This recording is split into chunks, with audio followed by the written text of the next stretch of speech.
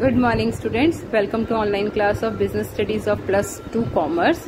आज का हमारा टॉपिक जो है वो लास्ट टॉपिक है चैप्टर प्लानिंग का, benefits of MBO and limitations of MBO. MBO मतलब मैनेजमेंट बाय ऑब्जेक्टिव। इसके हमें फायदे क्या है?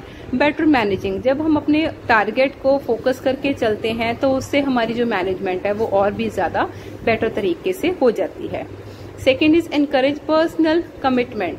जब भी प्लानिंग की जाती है तो इसमें सबॉर्डिनेट्स को भी इन्वॉल्व किया जाता है, तो वो खुद ही साथ इन्वॉल्व होके क्योंकि प्लानिंग करते हैं तो उनकी कमिटमेंट और भी ज्यादा बढ़ जाती है, मतलब वो और भी ज्यादा डेडिकेशन से काम करते हैं। Next is develops control. MPO जो है वो सबके लिए पहले टारगेट सेट कर देते हैं, फिर हम उसको कंपेयर कर सकते हैं उनकी एक्चुअल परफॉर्मेंस के साथ, तो इस तरह से कंट्रोल करना जो है वो थोड़ा इजी हो जाता है। Next is easy coordination.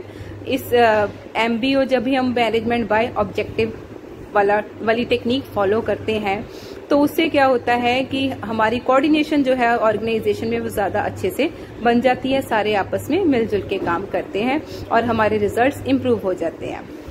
Next is better performance.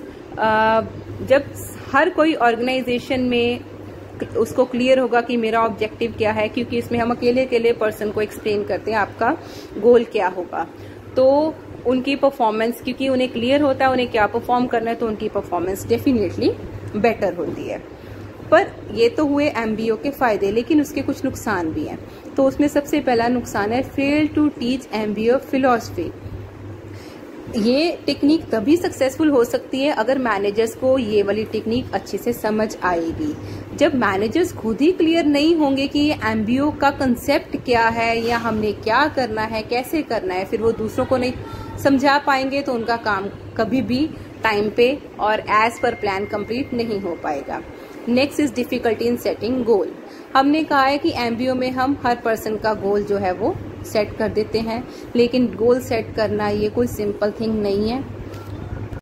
कुछ चीजें ऐसी होती हैं जिन्हें हम प्रॉपरली डिफाइन नहीं कर सकते, या किसी भी कंक्लूजन पे पहुंचने के लिए हमें कई तरह की इंफॉर्मेशन चाहिए होती है, लेकिन हर तरह की इंफॉर्मेशन गैदर कर पाना, उसे इवेल्युएट कर पाना, मतलब अल्टीमेटली हम कह सकते हैं कि गोल को प्रॉपरली सेट कर पाना, उसको मेजर कर पाना, ये हर बार आसान काम नहीं है। Next is emphasis on short term objective. MBO में हम ज्यादा जोर शॉर्ट टर्म ऑब्जेक्टिव्स पे देते हैं लेकिन लॉन्ग टर्म ऑब्जेक्टिव्स पे नहीं देते, तो कई बार इससे क्या होता है कि शॉर्ट टर्म गोल्स अचीव हो जाते हैं लेकिन लॉन्ग टर्म गोल अचीव नहीं होते। Next is rigidity.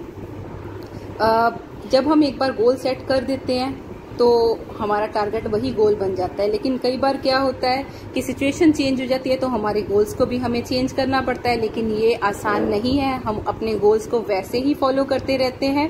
रिजिडिटी होने की वजह से हमारा टारगेट कंप्लीट नहीं हो पाता, हमें सक्सेस नहीं मिल पाती। Next is difficulty for employees.